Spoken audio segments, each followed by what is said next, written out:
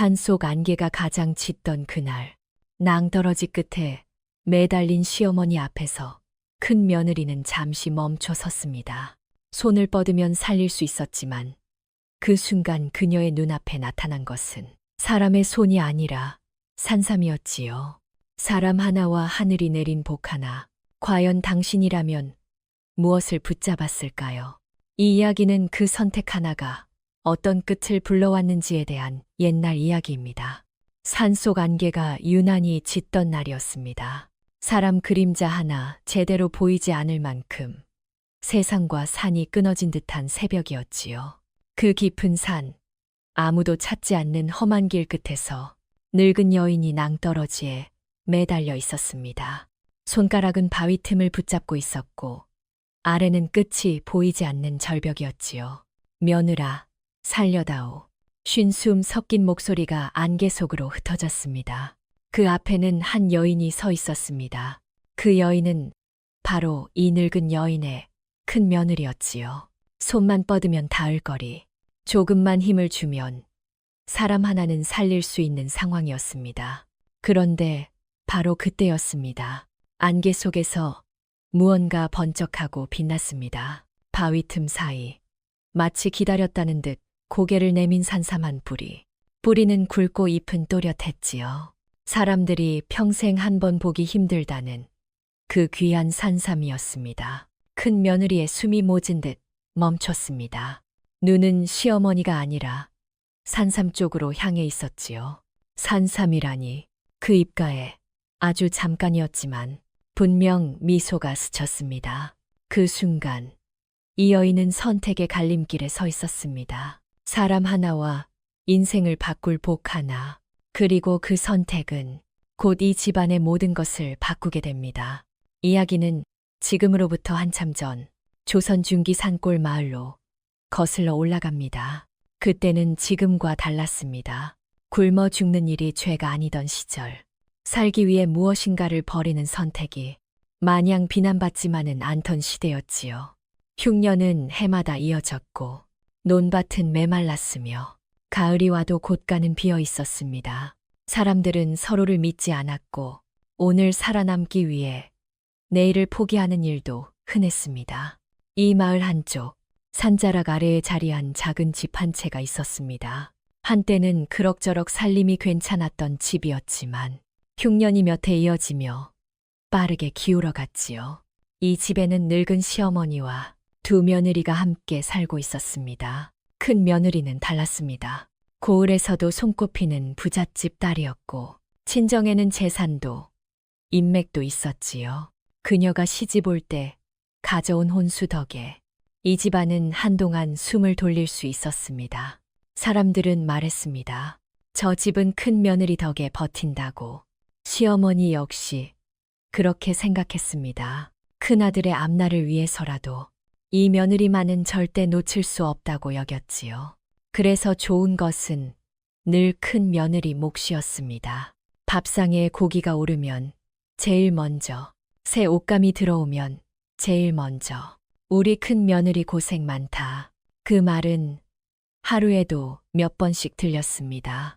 반면 작은 며느리는 달랐습니다. 가난한 집에서 시집 왔고 시집 온 지 얼마 되지 않아 남편을 잃었지요. 남편은 원래 몸이 약했습니다. 흉년이 들자 무리해서 일했고 결국 겨울을 넘기지 못했습니다.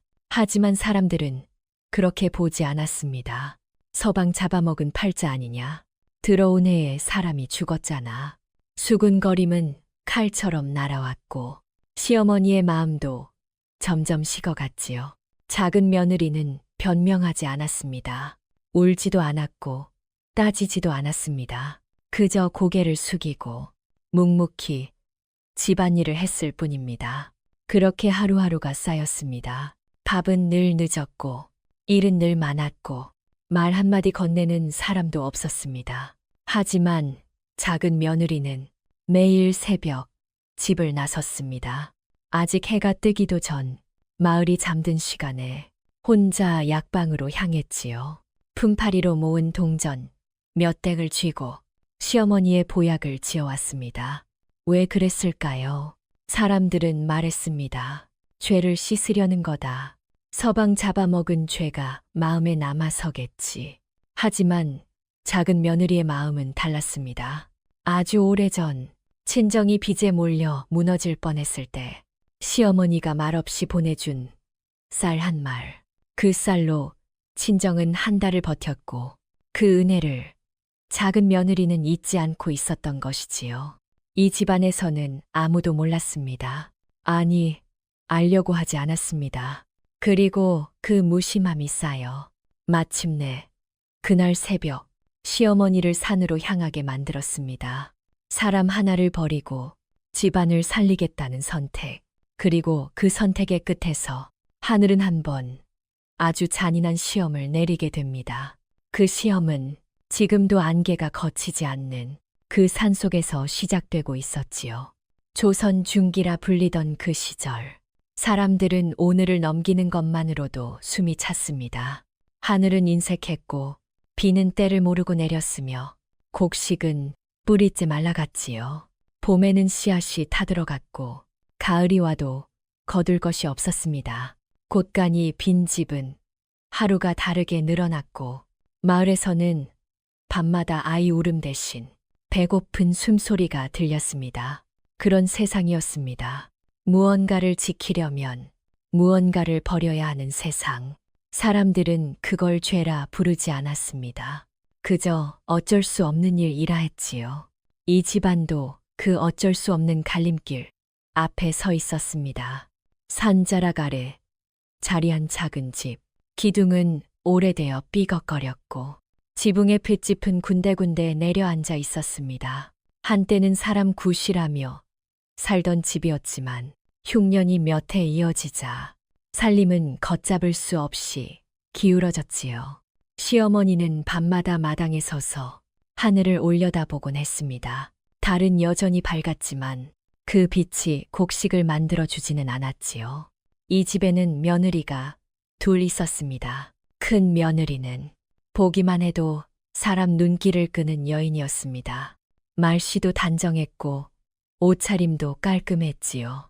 친정은 고을에서도 이름이 알려진 집안이었고 오라버니들은 관아 근처에서 일하고 있었습니다.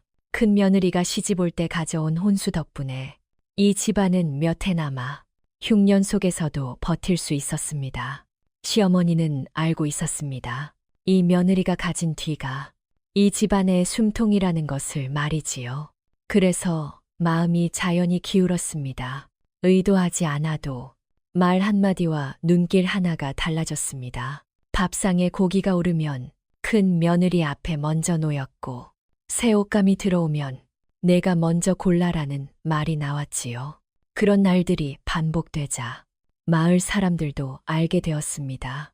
이 집안에서 누가 귀한 사람인지 말입니다. 반면 작은 며느리는 늘 구석이었습니다. 가난한 집 출신이었고 가져온 혼수라고는 낡은 이불 한 채뿐이었지요. 시집 온 지 얼마 되지 않아 남편이 병을 얻었습니다. 원래 몸이 약하긴 했지만 흉년이 들자 무리를 한 것이 화근이었지요. 겨울에도 산에 나무를 하러 다녔고 반일도 혼자 도맡았습니다. 작은 며느리는 밤낮 없이 간호했지만 남편의 숨은 점점 가늘어졌고 결국 겨울 끝자락에 숨을 거두었습니다. 장례를 치르던 날 사람들은 고개를 끄덕이며 말했습니다. 원래 약하긴 했지. 그래도 저렇게 빨리 갈 줄은 몰랐네. 그리고 그 말 끝에는 늘 작은 며느리가 있었습니다. 들어온 해에 죽었잖아. 팔자가 사납긴 사나운가 봐. 그 말들이 시어머니 귀에도 들어갔습니다. 시어머니는 아들의 시신 앞에서 통곡했지만 눈물이 마르자 그 시선은 조용히 작은 며느리에게로 옮겨갔지요. 말은 하지 않았습니다. 하지만 마음속에는 이미 굳어진 생각이 있었습니다. 이 집안의 애군, 그 시작이 어디였는지 말입니다. 작은 며느리는 그 시선을 느꼈습니다. 하지만 고개를 들지 않았습니다. 변명해봐야 더 큰 말이 돌아올 것을 알고 있었지요. 그날 이후로 작은 며느리는 더 조용해졌습니다. 밥을 지어도 말이 없었고 빨래를 해도 소리가 없었습니다. 마당 한쪽에서 일하고 부엌에서 불을 지피고 시어머니 방 앞에 물을 떠다 놓았습니다. 그리고 매일 새벽 해가 뜨기 전 혼자 집을 나섰습니다. 마을 끝자락에 있는 약방까지는 한참을 걸어야 했습니다. 처음 약방 주인은 고개를 저었습니다. 이 집안 형편에 무슨 보약이요. 하지만 작은 며느리는 물러서지 않았습니다. 품팔이로 모은 동전을 내밀며 그저 고개를 숙였지요. 이걸로라도 지어주시오. 약방 주인은 한숨을 쉬며 값싼 약재를 꺼냈습니다. 그렇게 시작된 보약은 하루도 거르지 않고 이어졌습니다. 시어머니는 그 약을 아무 말 없이 받아 마셨습니다. 고맙다는 말은 없었고 늦으면 핀잔이 먼저였지요. 약은 제때 와야지. 작은 며느리는 그 말에도 대꾸하지 않았습니다.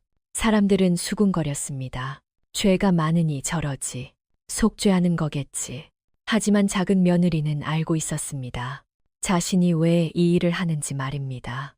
아주 오래전 친정이 무너질 뻔했을 때 시어머니가 말없이 보내준 쌀 한 말, 그 은혜 하나로 사람은 버틸 수 있다는 것을 작은 며느리는 그때 배웠던 것입니다. 그 은혜를 갚지 않고서는 이 집을 떠날 수 없다고 그녀는 마음속으로 다짐하고 있었습니다. 하지만 시어머니의 마음은 달랐습니다. 집안을 다시 일으키려면 쓸모 있는 쪽을 붙잡아야 한다. 약한 쪽을 품을 여유는 없다. 그 생각은 점점 굳어졌고 곧 한 가지 선택으로 이어지게 됩니다. 그리고 그 선택은 사람의 마음보다 하늘의 판단을 먼저 부르게 될 줄은 그때 아무도 알지 못했습니다. 계절이 몇 번 바뀌는 동안 집안의 공기는 점점 더 한쪽으로 기울어 갔습니다. 작은 며느리는 여전히 말이 없었고 큰 며느리는 갈수록 존재감이 커졌지요. 사람이 궁해지면 마음도 계산부터 하게 된다고 했던가요? 이 집안도 그랬습니다. 어느 날 마을에서 얼굴이 제법 알려진 노인이 집을 찾았습니다. 벼슬을 지낸 적은 없지만 오랜 세월 고을의 크고 작은 일을 중재해 오던 향반이었지요. 혼사가 있으면 그의 말이 기준이 되었고 세금 문제나 분쟁이 생기면 사람들은 그 노인의 판단을 따랐습니다. 그가 이 집에 왔다는 것은 그 자체로 의미가 있었습니다. 시어머니는 평소보다 몸가짐을 단정히 하고 큰 며느리는 직접 차를 내왔지요. 노인은 마루 끝에 앉아 한 모금 차를 마신 뒤 천천히 말을 꺼냈습니다. 큰아들이 관직에 나아갈 뜻이 있다. 들었소. 그 말에 방안 공기가 달라졌습니다. 큰아들은 숨을 삼켰고 시어머니의 눈빛도 미묘하게 흔들렸지요. 노인은 잠시 말을 멈췄다가 다시 입을 열었습니다. 요즘 같은 세상에 쉽진 않소. 허나 큰 며느리 친정이 그냥 집안은 아니지 않소. 그 말은 돌려 말한 것이었지만 의미는 분명했습니다. 줄이 있다는 것, 아직 살아있는 인맥이 있다는 것. 큰아들은 조심스럽게 물었습니다. 그렇다면 기회가 있다는 말씀이십니까? 노인은 고개를 끄덕였습니다. 고을 수령께서 인재를 천거하고 계시다. 들었소. 큰 며느리 친정에서 말 한마디만 해준다면 명단에 오를 가능성은 있지. 시어머니의 심장이 크게 뛰었습니다. 가슴 깊은 곳에서 오랫동안 묻어두었던 기대가 고개를 들었지요. 노인은 차잔을 내려놓으며 말을 이었습니다. 다만 말이요. 그 한마디에 모두의 시선이 노인에게 모였습니다. 집안을 다시 일으키려면 붙잡을 줄도 알아야 하지만 놓아야 할 것도 아는 법이요. 시어머니는 그 말을 바로 이해했습니다. 아니, 이해하고 싶었던 것인지도 모르겠습니다. 약한 쪽을 품을 여유는 없소. 그 말은 충고였지만 사실상 판단이었습니다. 집안 살림은 정으로 굴러가지 않는다. 줄이 있는 쪽을 붙잡아야 산다. 그 말은 시어머니 마음속에서 이미 굳어가던 생각을 단단히 굳혀주었습니다. 노인이 떠난 뒤 시어머니는 큰 며느리의 손을 꼭 잡았습니다. 역시 믿을 사람은 너뿐이구나. 큰 며느리는 고개를 숙이며 미소를 지었습니다. 겸손한 얼굴이었지만 눈빛은 달랐지요. 그날 저녁상은 달랐습니다. 평소보다 반찬이 많았고 고기국도 올랐습니다. 시어머니는 큰 며느리 앞에 반찬을 하나 더 놓아주며 말했습니다. 많이 먹거라. 이 집안이 너 덕을 본다. 작은 며느리는 말없이 묽은 죽을 떠먹었습니다. 그녀는 고개를 들지 않았지만 방 안의 공기가 자신과 점점 멀어지고 있다는 것은 느끼고 있었습니다. 그날 이후로 큰 며느리는 눈에 띄게 달라졌습니다. 집안일을 하면서도 어딘가 바쁘게 움직였고 장롱을 열었다 닫았다 하며 무언가를 정리하기 시작했지요. 며칠 다녀오는 나들이 치고는 짐이 지나치게 많았습니다. 이불이며 옷가지며 쌀독에 있던 곡식까지 하나둘 사라졌습니다. 밤이 되면 큰아들과 큰 며느리는 낮은 목소리로 이야기를 나눴습니다. 작은 며느리가 근처를 지나가면 대화는 멈췄고 두 사람은 눈빛만 주고받았지요. 큰아들은 점점 말수가 줄어들었습니다. 시어머니를 보아도 눈을 피했고 작은 며느리와 마주치면 괜히 다른 곳을 바라보았습니다. 그 침묵은 동의였습니다. 아무 말도 하지 않는다는 것은 반대하지 않는다는 뜻이었지요. 시어머니 역시 그 침묵을 보고 안심했습니다. 아들도 마음을 정했구나. 집안을 위해 어쩔 수 없는 선택을 이해하는구나. 그렇게 생각했습니다. 그날 밤 큰 며느리는 조용히 남편에게 말했습니다. 친정에서 전갈이 왔어요. 큰아들의 얼굴이 환해졌습니다. 이번이 마지막 기회래요. 큰 며느리는 잠시 말을 멈췄다가 조심스럽게 이어갔습니다. 한양에서 자리를 잡으려면 걸림돌은 남기고 가야 한대요. 큰아들은 말이 없었습니다. 그 침묵은 또 한 번의 동의였습니다. 큰 며느리는 그제야 확신했습니다. 이 일은 혼자만의 생각이 아니라는 것을. 그날 밤 고려장은 말없이 결정되었습니다. 누군가를 버리고 누군가를 살리겠다는 선택. 그 선택이 얼마나 깊은 죄가 되는지는 아직 아무도 몰랐습니다. 시어머니는 그저 생각했습니다. 이 집안을 살리기 위한 일이다. 큰아들의 앞날을 위한 일이다. 그리고 그런 생각은 사람의 마음을 가장 잔인하게 만드는 이유가 되곤 하지요. 집안의 공기가 달라진 것을 작은 며느리는 누구보다 먼저 느끼고 있었습니다. 말이 오가지 않아도 알 수 있었습니다. 밥상 위의 반찬 수가 달라졌고 사람들의 눈길이 머무는 자리가 달라졌지요. 시어머니의 말투는 큰 며느리 앞에서는 부드러워졌고 작은 며느리 앞에서는 점점 더 짧아졌습니다. 거기 물 좀 더 떠와라.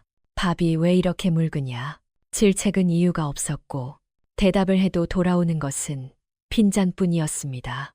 작은 며느리는 말하지 않았습니다. 말을 보태면 보탤수록 자신의 자리가 더 작아진다는 것을 알고 있었지요. 그녀의 하루는 늘 같았습니다. 해가 뜨기 전 일어나 부엌에 불을 지피고 마당에 빨래를 걷어 널었습니다. 아직 서늘한 새벽 공기 속에서 약방으로 향하는 길도 이제는 눈을 감고도 걸을 수 있을 만큼 익숙해졌습니다. 약방 주인은 그녀를 볼 때마다 고개를 저었습니다. 이 집안이 언제까지 이 약을 먹일 수 있겠소? 작은 며느리는 그 말에 대답하지 않았습니다. 그저 준비해 온 동전을 내밀고 조용히 고개를 숙일 뿐이었지요.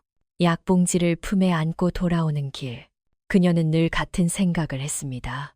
오늘 하루만 넘기자. 오늘만은 아무 일 없이 지나가자. 하지만 집으로 돌아오면 그 바람은 늘 어긋났습니다. 시어머니는 약을 받아들고 한숨부터 쉬었습니다. 이 약이 무슨 소용이냐.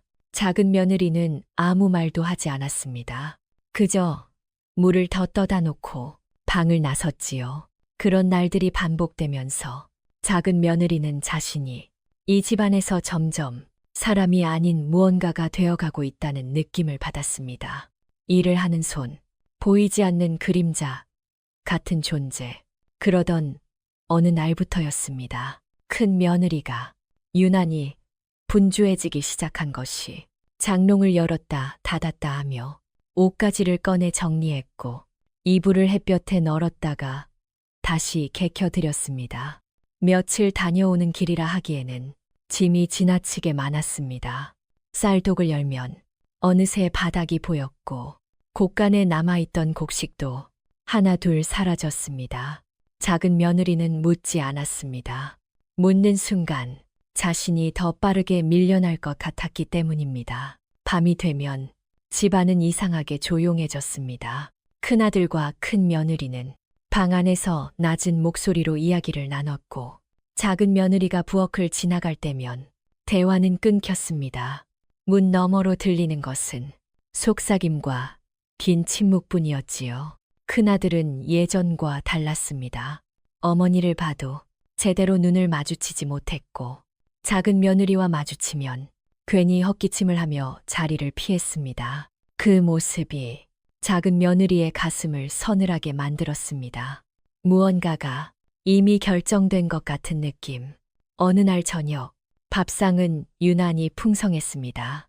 고깃국이 올랐고 나물도 여러 가지였습니다. 시어머니는 큰 며느리에게만 웃으며 말을 걸었습니다. 요즘 내가 참 고생이 많다. 큰 며느리는 공손히 웃으며 국을 떠들였습니다. 어머님도 기운 내셔야죠.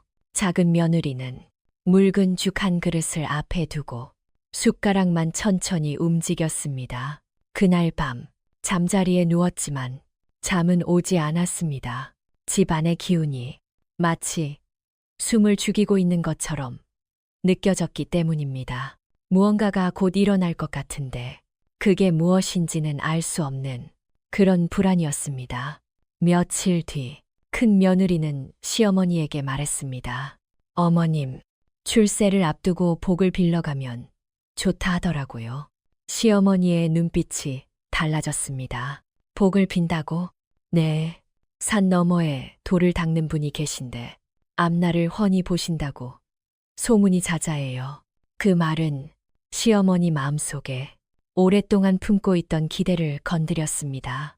노년의 고생이 끝난다는 생각, 아들이 출세한다는 생각, 그 모든 것이 그 산 너머에 있는 것처럼 느껴졌지요. 시어머니는 그 말을 의심하지 않았습니다. 큰 며느리는 자신을 가장 잘 챙겨주는 며느리였으니까요. 그날부터 시어머니는 산에 갈 준비를 하기 시작했습니다. 옷을 꺼내고 신을 골랐습니다. 얼굴에는 기대와 설렘이 섞인 표정이 떠올랐지요. 작은 며느리는 그 모습을 멀리서 바라보았습니다. 가슴 한쪽이 서서히 조여오는 느낌이 들었습니다. 이유는 알 수 없었습니다. 하지만 본능처럼 느껴졌지요. 이 길의 끝이 좋지 않다는 것을. 그날 새벽도 작은 며느리는 약방으로 향했습니다. 산길은 아직 어두웠고 안개가 자욱했습니다. 그 안개 속에서 그녀는 문득 이 집에 처음 들어왔던 날을 떠올렸습니다. 낯설었던 마당, 차가웠던 시선, 그리고 그 와중에 말없이 내어주었던 쌀 한 말. 그 은혜 하나가 자신을 지금까지 붙들고 있었습니다.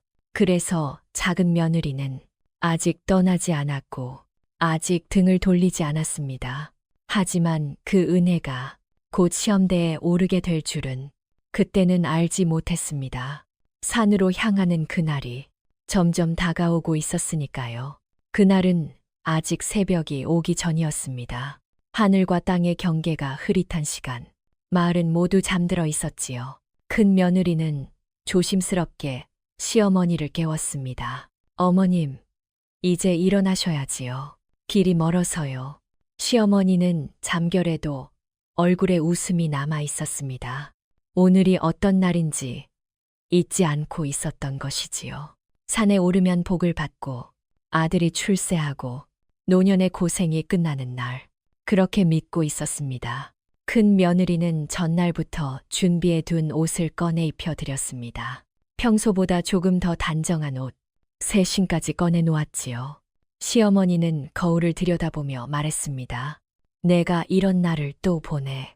그 말에는 기쁨이 묻어 있었고 의심은 조금도 없었습니다. 마당으로 나오자 큰아들이 이미 서 있었습니다. 짐이라기엔 이상한 보따리 몇 개, 며칠 다녀오는 길치고는 지나치게 많았습니다. 시어머니는 눈치채지 못했지만 큰아들의 얼굴은 창백했습니다. 어머니를 보지 못하고 자꾸만 시선을 땅으로 내렸지요. 어머니, 다녀오십시오. 그 목소리는 낮았고 끝이 살짝 떨렸습니다. 시어머니는 그 떨림을 기대에 찬 마음으로 덮어버렸습니다. 그래, 어미가 복 많이 빌고 오마. 큰아들은 더 말을 잇지 못했습니다. 그저 고개를 숙인 채 한 발짝 물러섰을 뿐이지요. 마당 한쪽에서 작은 며느리는 이 모든 모습을 보고 있었습니다. 부엌에서 물을 길다 말고 두 사람의 등을 바라보았지요. 큰아들의 얼굴, 그 어색한 인사, 그리고 너무 이른 새벽 출발, 가슴 깊은 곳에서 이유 모를 불안이 올라왔습니다. 하지만 작은 며느리는 아무 말도 하지 않았습니다. 이미 말로 막을 수 있는 일이 아니라는 것을 본능처럼 느끼고 있었기 때문입니다. 큰 며느리는 시어머니의 팔을 부축하며 집을 나섰습니다. 마을 끝을 지나 산길로 접어들자 공기가 달라졌습니다. 안개가 낮게 깔려 있었고 길은 점점 좁아졌지요. 아가, 이 길이 맞느냐? 시어머니가 물었을 때 큰 며느리는 조금도 망설이지 않고 대답했습니다. 네, 어머님. 그분은 깊은 산에 계시다 했어요. 그 말은 너무도 자연스러워. 시어머니는 더 묻지 않았습니다. 사람은 믿고 싶은 말만 믿게 마련이니까요. 그 시각, 산 아래쪽에서 누군가 내려오고 있었습니다. 약방 주인이었습니다. 새벽에 약재를 캐고 돌아오는 길이었지요. 안개 너머로 두 사람의 모습이 보였습니다. 노인 하나와 여인 하나. 가까이 다가오자 얼굴이 분명해졌습니다. 큰 며느리와 시어머니였습니다. 큰마님, 이른 시각에 웬일이십니까? 약방 주인의 물음에 큰 며느리는 잠시 멈칫했지만 곧 웃음을 지었습니다. 어머님 모시고 산 좋은데 다녀오는 길입니다.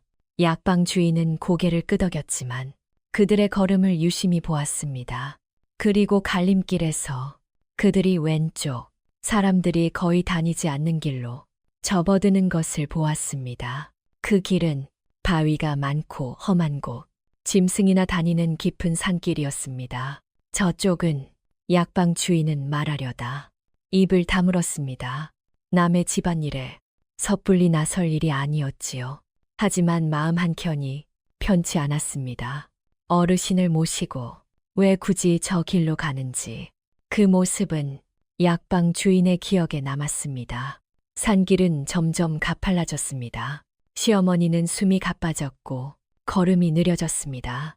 아가, 잠시 쉬었다 가자꾸나. 큰 며느리는 하늘을 올려다보았습니다. 해가 점점 올라오고 있었습니다. 속으로 계산이 서는 눈빛이었지요. 어머님, 이러다 날이 저물겠어요. 그리고는 등을 돌렸습니다. 제가 없겠습니다. 시어머니는 처음엔 사양했지만 결국 며느리의 등에 몸을 맡겼습니다. 아가, 고맙구나. 그 말에 큰 며느리는 아무 대답도 하지 않았습니다. 산은 더 깊어졌고 안개는 짙어졌습니다. 길 옆으로는 낭떠러지가 보이기 시작했지요. 시어머니는 점점 불안해졌습니다. 이 길이 너무 험하구나. 큰 며느리는 여전히 말이 없었습니다. 그저 한 걸음, 또 한 걸음, 시어머니를 업은 채 깊은 산속으로 들어갈 뿐이었지요. 그 순간 이미 돌아갈 길은 사라지고 있었습니다. 산길은 생각보다 훨씬 험했습니다. 아침 햇살이 산 위로 올라왔지만 깊은 숲속은 여전히 서늘했고 안개는 쉽게 거치지 않았지요. 큰 며느리는 시어머니를 업은 채 말없이 걸음을 옮겼습니다. 숨은 점점 거칠어졌고 다리는 무거워졌지만 발걸음은 멈추지 않았습니다. 이 길을 오르기 전부터 이미 마음속으로 몇 번이나 그려본 장면이 있었기 때문입니다.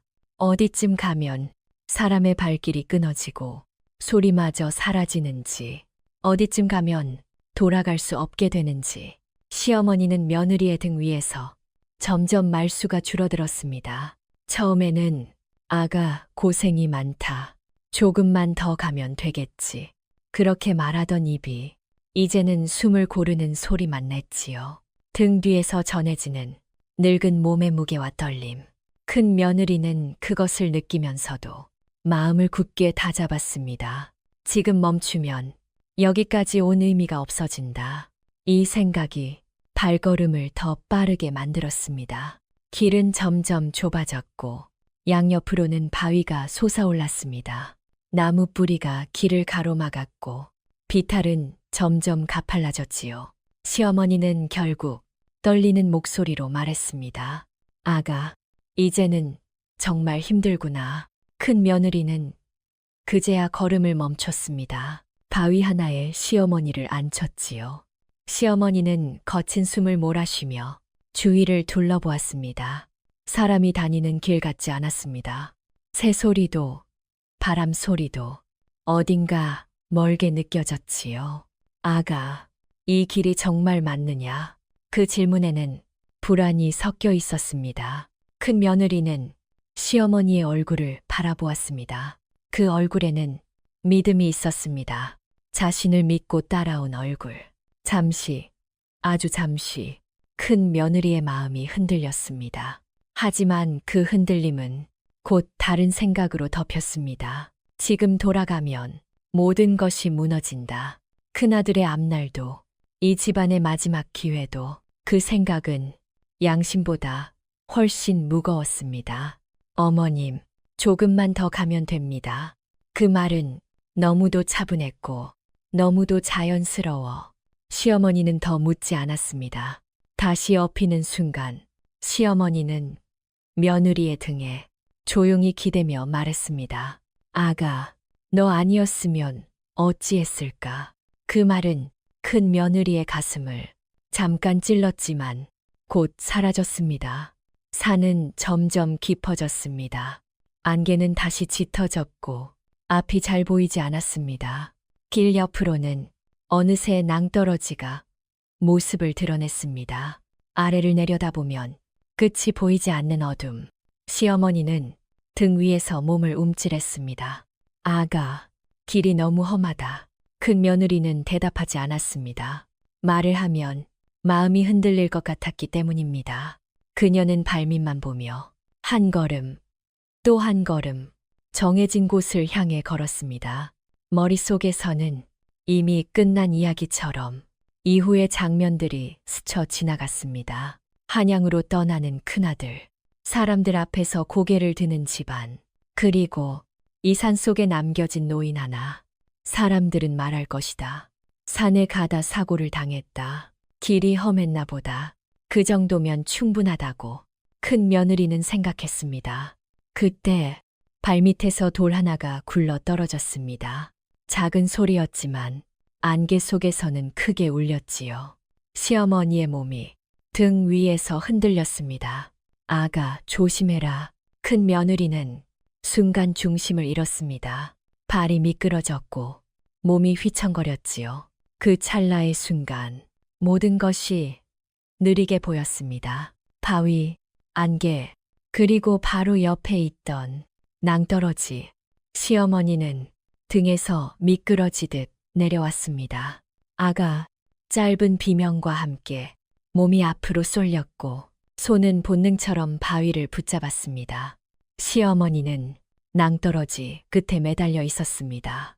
손가락에서는 피가 흘렀고 온몸은 떨리고 있었습니다. 며느라, 살려다오. 그 목소리는 바람에 섞여 안개 속으로 흩어졌습니다. 큰 며느리는 몇 걸음 뒤로 물러서 그 모습을 내려다 보았습니다. 눈앞에 펼쳐진 것은 우연처럼 보였지만 사실은 너무도 정확한 위치였습니다. 바로 이곳, 사람이 실족하기 가장 쉬운 곳, 구조가 불가능한 곳. 큰 며느리는 숨을 고르며 천천히 다가갔습니다. 시어머니는 희망이 돌아온 줄 알고 한 손을 더 뻗었습니다. 아가, 손 좀 잡아다오. 그 순간 안개 속에서 무언가가 빛나기 시작했습니다. 큰 며느리의 시선이 자연스럽게 그쪽으로 향했습니다. 그리고 그녀의 입에서 숨 섞인 탄식이 흘러나왔습니다. 산삼, 그 선택의 순간이 이제 막 다가오고 있었습니다. 안개 속에서 빛나던 것은 분명 산삼이었습니다. 헛것이라 하기엔 너무도 또렷했고 꿈이라 하기엔 너무 가까웠지요. 큰 며느리는 한동안 말을 잃은 채 그 자리에 서 있었습니다. 아래에서는 시어머니가 바위 틈을 붙잡은 채 온몸을 떨고 있었습니다. 손가락 사이로 피가 흘러내렸고 숨소리는 점점 가늘어졌지요. 며느라, 제발, 살려다오. 그 목소리는 큰 며느리의 귀에 분명히 닿았지만 마음에는 닿지 않았습니다. 그녀의 시선은 오로지 산삼에 꽂혀 있었습니다. 저것 하나면, 정말 저것 하나면 모든 게 달라질 수 있다는 생각이 머릿속을 가득 채웠지요. 가난도, 이 집안도, 시어머니도 이제는 다 벗어날 수 있다. 큰아들은 한양으로 가고 자신은 사람들 앞에서 고개를 들 수 있다. 이 산속에서 노인 하나 사라지는 것쯤이야. 누가 알겠는가. 그런 생각이 마치 오래전부터 준비된 말처럼 자연스럽게 떠올랐습니다. 큰 며느리는 천천히 손을 뻗었습니다. 시어머니는 그 모습을 보고 안도의 숨을 내쉬었습니다. 아가, 그 한마디에는 믿음이 담겨 있었습니다. 하지만 큰 며느리의 손은 시어머니가 아니라 그 옆에 산삼을 향하고 있었습니다. 그제야 시어머니의 눈이 커졌습니다. 그게 뭐냐? 큰 며느리는 잠시 시어머니를 내려다 보았습니다. 그 눈빛에는 연민도 망설임도 없었습니다. 어머님, 그 목소리는 너무도 차분했습니다. 이제 그만 사셨잖아요. 그 말은 산속에서 메아리처럼 울렸다가 곧 사라졌습니다. 시어머니는 그 말을 이해하지 못했습니다. 아니, 이해하고 싶지 않았습니다. 며느라, 무슨 소리냐? 큰 며느리는 더 이상 대답하지 않았습니다. 손을 더 뻗어 산삼에 닿으려 했지요. 그 순간 안개가 일렁였습니다. 빛나던 산삼이 마치 물결처럼 흔들리더니 서서히 흐려졌습니다. 큰 며느리는 눈을 크게 뜨고 손을 더 앞으로 내밀었습니다. 잠깐만. 하지만 그 자리에 더 이상 아무것도 없었습니다. 산삼은 신기루처럼 사라져버렸지요. 큰 며느리는 그제야 뭔가 잘못되었음을 느꼈습니다. 발밑을 디디려 했지만 그곳에는 더 이상 땅이 없었습니다. 그녀는 자신이 절벽 끝에 서 있다는 것을 그제야 깨달았습니다. 아, 짧은 비명과 함께 몸이 앞으로 쏠렸습니다. 손으로 허공을 붙잡았지만 잡히는 것은 아무것도 없었지요. 큰 며느리는 그대로 아래로 떨어졌습니다. 안개 속으로 몸이 빨려 들어가듯 사라졌고 곧 아무 소리도 들리지 않았습니다. 산은 아무 일도 없었다는 듯 다시 조용해졌습니다. 시어머니는 그 모든 장면을 눈앞에서 보았습니다. 사람이 떨어지는 소리도 비명도 끝내 듣지 못했지요. 그저 눈앞에서 사라진 며느리의 모습만 멍하니 바라볼 뿐이었습니다. 그 충격에 손에 힘이 풀렸습니다. 붙잡고 있던 바위에서 손가락이 하나둘 미끄러졌지요.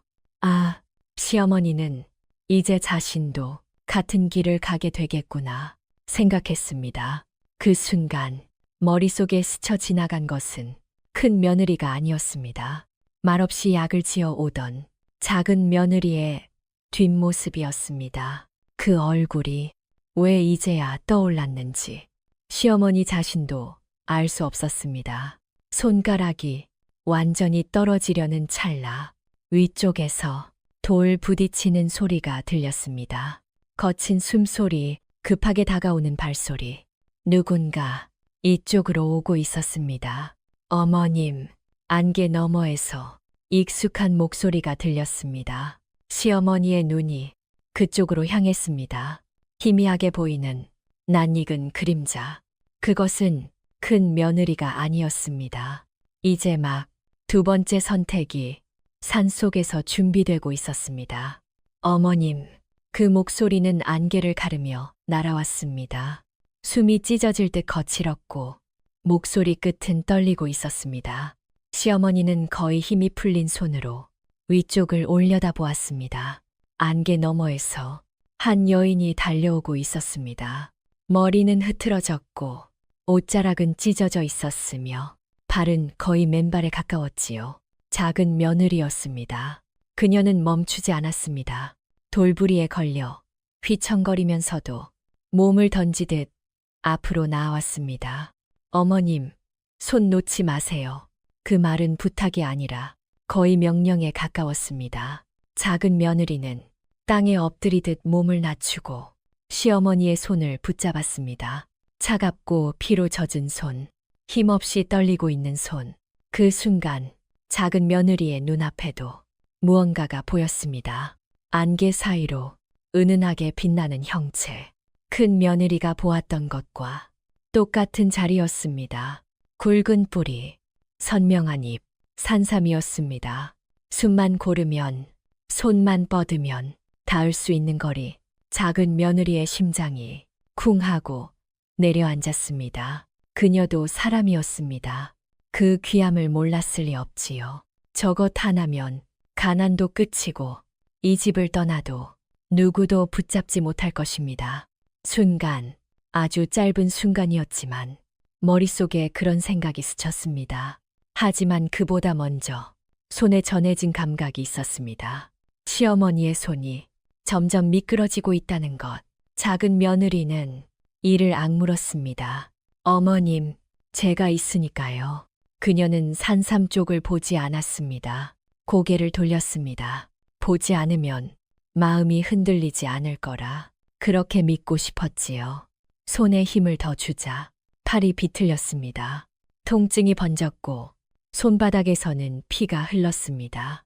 하지만 작은 며느리는 손을 놓지 않았습니다. 조금씩, 아주 조금씩 시어머니를 끌어올렸습니다. 시어머니는 그 얼굴을 보았습니다. 이제야 제대로 보았습니다. 땀에 젖은 얼굴, 핏기 없는 입술, 이를 악문 채 떨리는 눈빛. 그 얼굴에는 욕심이 없었습니다. 원망도, 계산도 없었습니다. 그저 놓지 않겠다는 의지뿐이었지요. 아가, 시어머니의 목소리가 떨렸습니다. 그제야 알았습니다. 자신이 누구를 밀어냈는지, 누구를 믿었어야 했는지. 작은 며느리는 아무 대답도 하지 않았습니다. 숨을 고르며 다시 한 번 힘을 주었습니다. 팔이 더 꺾였고 무릎은 돌에 부딪혔습니다. 하지만 마침내 시어머니의 몸이 절벽 위로 올라왔습니다. 두 사람은 그대로 땅에 쓰러졌습니다. 안개는 여전히 짙었고 산은 말이 없었습니다. 잠시 동안 숨소리만 들렸습니다. 시어머니는 하늘을 올려다보며 말없이 눈물을 흘렸습니다. 작은 며느리는 곧 몸을 일으켰습니다. 어머님, 여기 계시면 안 됩니다. 시어머니는 몸을 움직일 수 없었습니다. 다리는 풀렸고 온몸이 떨렸습니다. 작은 며느리는 망설이지 않고 등을 돌렸습니다. 업히세요. 시어머니는 아무 말도 하지 못한 채 그 등에 몸을 맡겼습니다. 작은 며느리는 천천히 산길을 내려가기 시작했습니다. 피로 젖은 발, 찢어진 옷, 휘청거리는 다리. 하지만 멈추지 않았습니다. 등 뒤에서 느껴지는 늙은 몸의 무게가 이제는 짐이 아니라 지켜야 할 것이 되었기 때문입니다. 해는 서쪽으로 기울고 있었고 안개는 조금씩 걷히고 있었습니다. 그제야 작은 며느리는 잠시 뒤를 돌아보았습니다. 아까 그 자리, 산삼이 있던 곳, 그곳에는 여전히 무언가가 남아 있었습니다. 사라지지 않았습니다. 하지만 작은 며느리는 다시 고개를 돌렸습니다. 지금은 그것을 볼 때가 아니었습니다. 산길은 길었고 두 사람의 숨은 가빴습니다. 마을이 보였을 때쯤 해는 거의 지고 있었습니다. 마을 사람 몇이 그 모습을 보았습니다. 피투성이가 된 며느리가 시어머니를 업고 내려오는 모습. 아무도 말을 걸지 못했습니다. 집 앞에 도착했을 때 마당에는 큰아들이 서 있었습니다. 그는 하루 종일 그 자리를 떠나지 못한 얼굴이었습니다. 작은 며느리가 시어머니를 업고 들어오는 순간 큰아들의 얼굴은 순식간에 하얗게 질렸습니다. 어머니, 그는 그 자리에 무릎을 꿇고 말았습니다. 하지만 시어머니는 아무 말도 하지 않았습니다. 그저 작은 며느리의 등에 얹힌 손에 조용히 힘을 주었을 뿐이었습니다. 그날 사는 첫 번째 시험을 끝냈고 아직 말하지 않은 이야기를 조용히 남겨두고 있었습니다. 해가 완전히 지기 전 집안 마당에는 이상한 정적이 내려앉아 있었습니다. 하루 종일 그 자리를 떠나지 못한 큰아들이 마치 돌처럼 서 있었지요. 무슨 일이 벌어졌는지 묻지 않아도 알 것 같은 얼굴이었습니다. 작은 며느리가 피투성이가 된 채 시어머니를 업고 들어오는 순간 그는 끝내 버티지 못하고 무릎을 꿇었습니다. 어머니, 그 한마디에 목이 막힌 울음이 섞여 나왔지만 더 이상의 말은 이어지지 않았습니다. 시어머니는 아들의 얼굴을 내려다보았습니다. 그 얼굴에는 후회가 있었고 두려움이 있었으며 무엇보다도 자신이 저지른 일을 알고 있다는 표정이 있었습니다. 하지만 시어머니는 그 어떤 말도 하지 않았습니다. 작은 며느리는 시어머니를 방 안으로 모셨고 물과 헝겊을 가져와 상처를 닦아 주었습니다. 손은 떨렸지만 움직임은 차분했습니다. 그날 밤 집 안에는 아무도 말을 하지 않았습니다. 큰아들은 마당에 남아 무릎을 꿇은 채 밤을 지새웠습니다. 이슬이 내리고 밤 공기가 차가워졌지만 그는 움직이지 않았습니다. 그것이 자신이 할 수 있는 유일한 속죄라고 생각했기 때문입니다. 새벽이 가까워졌을 무렵 시어머니가 낮은 목소리로 말했습니다. 저 아이를 들여보내라. 작은 며느리는 조용히 고개를 끄덕이고 마당으로 나갔습니다. 큰아들은 밤새 그 자리에 있었던 사람처럼 몸이 굳어 있었습니다. 방 안으로 들어와 시어머니 앞에 다시 무릎을 꿇었지만 고개를 들지 못했습니다. 시어머니는 한참 동안 아무 말도 하지 않았습니다. 그 침묵이 말보다 더 무거웠지요. 그리고 마침내 입을 열었습니다. 내가 눈 감았을 때 너는 이미 나를 버렸다. 큰아들의 어깨가 크게 떨렸습니다. 내 아내가 나를 산에 데려갈 때 너는 알고 있었다. 그 말은 질문이 아니었습니다. 말리지 않았고 붙잡지도 않았다. 시어머니의 목소리는 차분했지만 그 안에는 쌓이고 쌓인 세월이 담겨 있었습니다. 나는 너를 낳았고 너를 위해 살았다. 잠시 숨을 고른 뒤 시어머니는 말을 이었습니다. 그런데 너는 출세 앞에서 어미를 버렸다. 큰아들은 끝내 고개를 들지 못했습니다. 변명할 말이 없었기 때문입니다. 시어머니는 천천히 고개를 돌렸습니다. 나가거라. 그 말은 짧았고 분명했습니다. 이 집을 떠나거라. 큰아들은 비틀거리며 일어났습니다. 마당으로 나와 잠시 집을 바라보았습니다. 태어난 곳, 자란 곳, 모든 것이 남아있는 집. 하지만 이제 자신의 자리는 없다는 것을 그도 알고 있었습니다. 아무 말 없이 대문을 나섰습니다. 마을 사람들은 그 모습을 보았지만 아무도 말을 걸지 않았습니다. 그저 고개를 끄덕이거나 시선을 돌릴 뿐이었지요. 며칠 뒤 시어머니는 사람들을 데리고 다시 산으로 향했습니다. 큰 며느리의 시신이라도 찾아보자는 말이었지요. 낭떠러지 아래를 살폈고 주변을 헤맸지만 아무것도 찾지 못했습니다. 사람들은 말했습니다. 산이 삼켜버린 모양이다. 그 말은 위로가 되지 않았습니다. 시어머니는 말없이 산을 내려왔습니다. 그날 이후로 시어머니의 몸은 급격히 쇠해졌습니다. 밥을 거의 들지 않았고 물도 몇 모금 넘기지 못했습니다. 작은 며느리가 약을 지어와도 그릇을 바라보다가 고개를 저을 뿐이었지요. 약방 주인이 맥을 짚어보고 말했습니다. 몸보다 마음이 먼저 꺾였소. 그 말은 틀리지 않았습니다. 시어머니는 눈을 감고 누워 천장만 바라보았습니다. 그리고 어느 날 밤 작은 며느리를 불렀습니다. 막내야. 작은 며느리는 곁으로 다가가 손을 잡았습니다. 시어머니는 한참을 망설이다가 입을 열었습니다. 내가 너를 참 모질게 굴었다. 그 말은 사과였고 고백이었습니다. 사람 취급도 안 했다. 작은 며느리는 아무 말도 하지 않았습니다. 그저 손에 힘을 주었을 뿐입니다. 그래도 너는 나를 살렸다.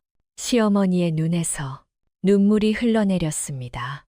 이제 그만 가거라. 내 친정으로 돌아가거라. 작은 며느리는 고개를 저었습니다. 아직 아닙니다. 그 말은 짧았지만 분명했습니다.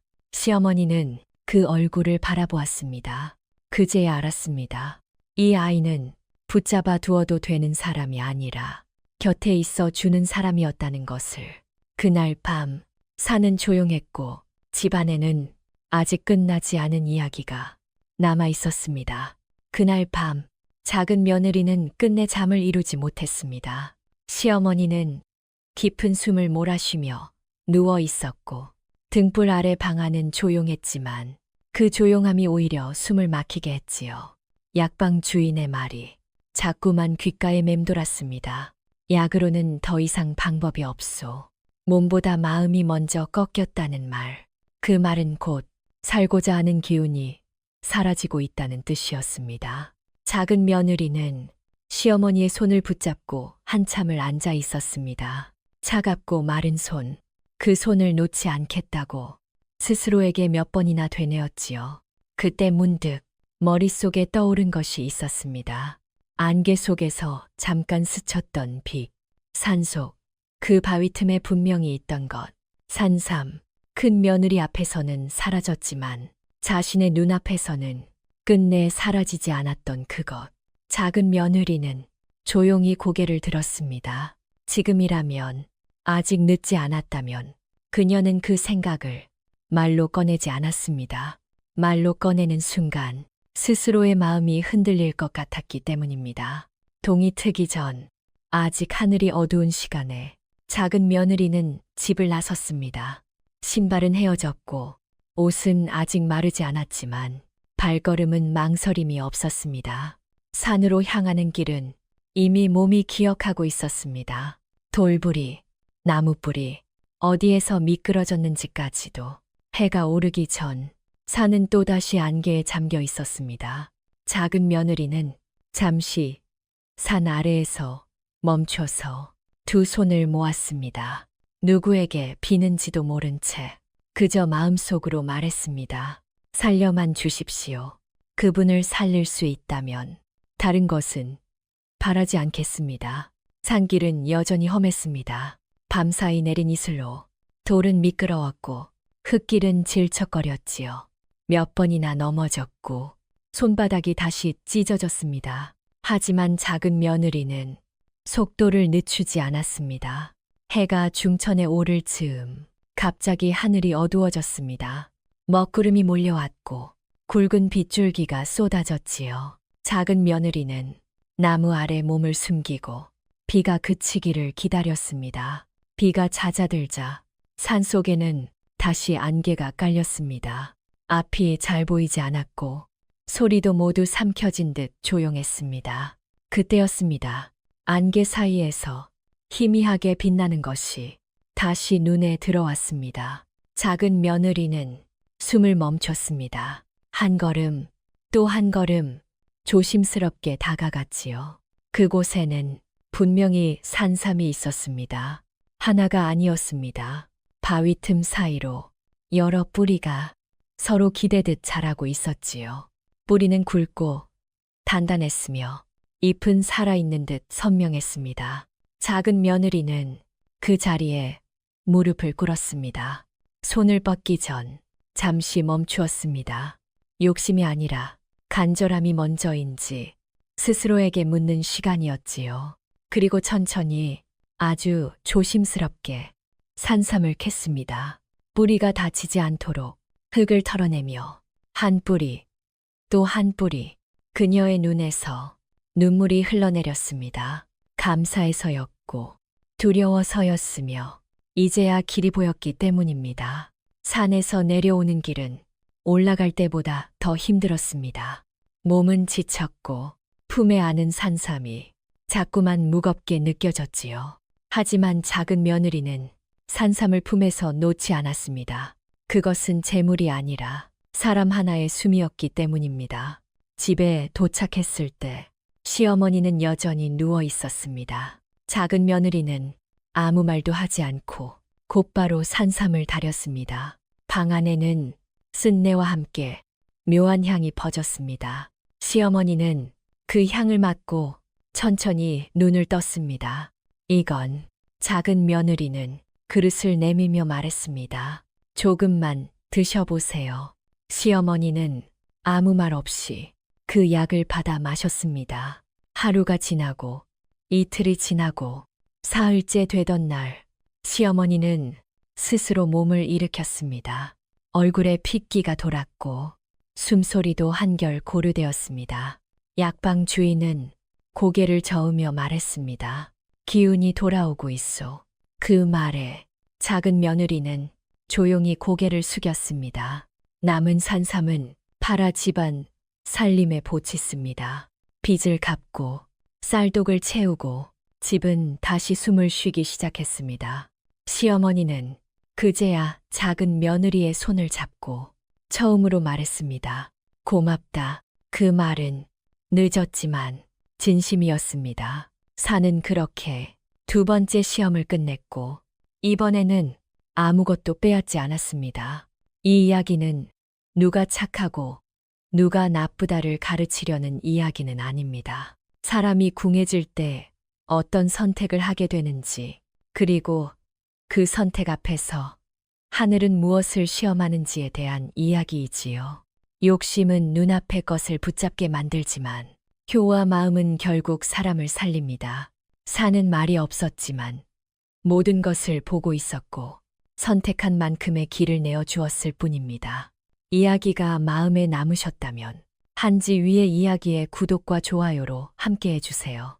다음 이야기에서도 조용히 찾아뵙겠습니다.